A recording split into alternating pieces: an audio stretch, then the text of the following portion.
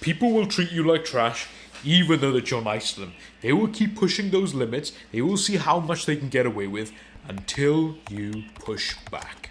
No one respects somebody who blows in the wind. If you don't set your own rules, someone else will set them for you. If you don't create your own boundaries, you are easy prey. Now, it's not the loud, arrogant enemies that you got to worry about. It's the passive-aggressive nobodies that will smile in your face but stab you in the back.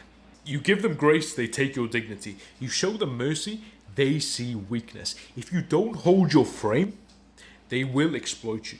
As someone who is trying to better themselves, trying to become more charismatic, and that's why on this channel, if you haven't subscribed yet, hit that subscribe button, and you're trying to become more confident, and some couch potato ass dude that doesn't even respect himself tries to take aim at you in public, tries to clown you, what do? Do you show them compassion, let the joke and insult slide, take the L and let them run along with their little crown and their victory, reward them with that dopamine rush? Or do you meet fire with fire? You take a bloody flamethrower to that arrogance, and you do that by holding your frame. Frame is simply your ability to stick to your guns, stick to your vision until your vision materializes. As a man, you need a vision in your head, because if you don't have a vision, you don't have a purpose. If you keep allowing other people to change your course and convince you otherwise, you're never gonna get anything done. And they're gonna walk around with their little crowns on their heads, being happy that they change your mind. If someone tries to challenge your frame or divert you off course, or change what you expect from others, or change what you expect from yourself, and you give in and you blow like a reed in the wind, you are not only hurting your own self-esteem and you're telling yourself that I don't value myself, you are hurting everybody else that is rooting for you and everyone that's believing in you. For example, if you tell your friends, I don't drink, and they try to convince you and they say, come on bro, just take one drink, just do it with us, it'll be our little secret. What happens in Vegas stays in Vegas, and you give in, and you give in. What's going to happen then? You're telling everybody around you that you have no backbone and they can continue exploiting you. Not only that, you will look weak.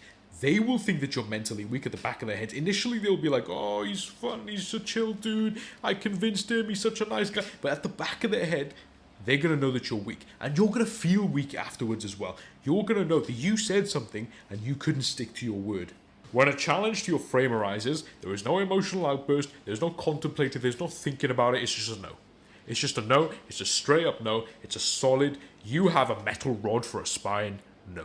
This comes into play in your romantic relationships and dating as well, right? So girls will shit test you, and it's an evolutionary instinct, you can't blame them for it. So there are two ways that you can go about this. The first option, which should be reserved for people who you like, or your acquaintance, or you kind of like this girl, or you just want to have fun. You don't want to make a fuss about it. You're going to make it into a joke, you get her to laugh, and that is it. For example, true story. Some girl actually said to me, you're so nauseatingly arrogant. And I replied with, well, not all of us can walk around like pretty princesses like you. Let us be arrogant. And she laughed it off. And the second scenario is like when you don't really care about this person, you don't know this person, or they actively trying to attack you. What do you do then? You treat her like you treat a man. What would you do if a man called you out in public? You either make fun of them backwards, or you put them in their place. Your shirt looks a bit tacky. Your life looks a bit tacky. Holding your frame literally just means you are not dividing your energy in 100 different directions. You're calm, you're composed, you're chilling. You direct your energy where you want to direct it. For example, if you're doing a task or if you're talking to a person, you're directing 100% of your attention and 100% of your energy that way. If you're not in my frame of reference, you do not exist to me. You cease to exist. If you want to come talk to me, if you want my attention, come talk to me. You've created this miniature bubble around you that all of your energy stays within you. And in that bubble, in that world, you are the most important person. You are king. There is no need for you to go and extend outside of your atmosphere and go and appease someone. If someone wants to come to you, they come to you. Gravity.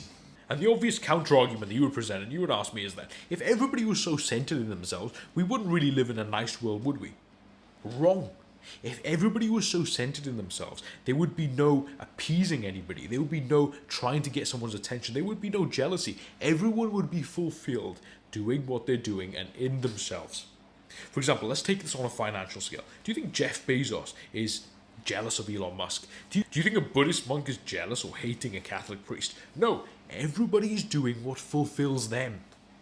And everybody has mutual respect because of that.